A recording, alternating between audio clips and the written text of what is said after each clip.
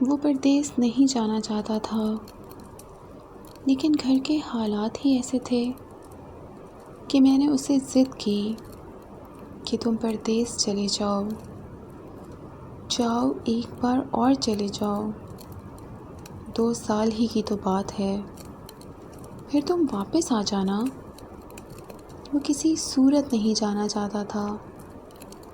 جب میں کہتی تھی کہ پردیس چلے جاؤ تو وہ صرف یہی کہتا تھا کہ تمہیں نہیں پتہ پردیس میں زندگی کاٹنا کتنا مشکل ہے۔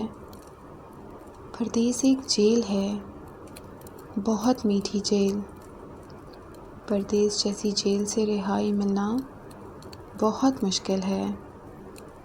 یقین جانو کہ وہاں کی قید بہت زیادہ اذیت دیتی ہے۔ پردیس میں رہنے والا ظاہری طور پر اپنے چہرے پہ مسکراہٹ بکھیر کے رکھتا ہے، لیکن اندر سے وہ ٹوٹا پھوٹا ہوا ہوتا ہے۔ وہ ہر روز اندر سے چیخ چیخ کے رو رہا ہوتا ہے، لیکن ظاہری مسکراہٹ کی وجہ سے لوگ پہچان نہیں پاتے۔ جو یہاں پہ خوش باش اور اچھے نظر آ رہے ہوتے ہیں، وہ پردیس میں گھنٹوں چپ چاپ بیٹھے آسمان دیکھ رہے ہوتے ہیں۔ وہ چھپ چھپ کے رو رہے ہوتے ہیں۔ باہر ملک میں ہر پردیسی سونے سے پہلے گھنٹوں گھنٹوں سوچ رہا ہوتا ہے کہ اس بار وطن جا کے مزدوری کر لوں گا، لیکن کبھی پردیس مڑ کر واپس نہیں آؤں گا۔ پردیس میں بیمار ہونے والا ہر شخص بیماری کی تکلیف سے بہت زیادہ اپنوں سے دوری کی تکلیف میں تڑپ رہا ہوتا ہے۔ پھر ایک وقت ایسا بھی آتا ہے جب وہ خوشی سے جھوم جاتا ہے، کیونکہ وہ یہ سوچتا ہے کہ وہ بہت جلد یہاں اپنے وطن میں جا کے اپنوں سے ملے گا۔ بہت وقت پہلے ہی اپنوں سے ملنے کی، اپنے وطن واپس لوٹنے کی تیاریاں شروع کر دیتا ہے، اور جب وہ کمپنی سے چھٹی لینے جاتا ہے تو کمپنی یہ بول کے انکار کر دیتی ہے کہ تمہیں اس سال چھٹی نہیں ملے گی، اس سال کمپنی میں بہت کام ہے، تمہیں اگلے سال چھٹی ملے گی۔ وہ یہ بات سن کے پھر سے ایک طویل خاموشی کے ساتھ آسمان کو چپ چاپ دیکھتا رہتا ہے۔ کئی دنوں تک وہ کسی سے کوئی بات ہی نہیں کر پاتا۔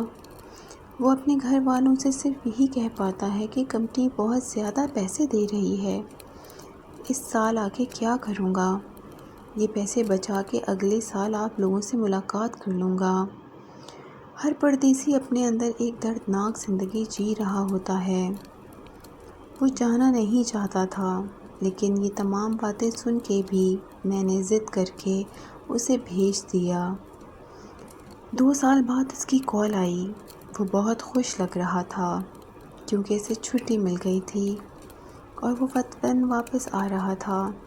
پھر میں نے اس کا انتظار کیا اور بہت سارے دن انتظار کیا، لیکن وہ نہیں آیا۔ پھر اچانک خبر آئی کہ وہ ایک حادثے میں مارا گیا ہے۔ مجھے اور میرے بچوں کو اس کا آخری دفعہ منہ دیکھنا بھی نصیب نہ ہوا۔ اس کی موت حادثے کی وجہ سے ہی نہیں ہوئی تھی، اس کی موت کی تو ذمہ دار میں تھی، کیونکہ وہ پردیس تو جانا ہی نہیں چاہتا تھا۔ یہ تو میری ہی ضد تھی جو اسے پردیس ایک بار پھر لے گئی۔ اسے تو میں نے مارا ہے۔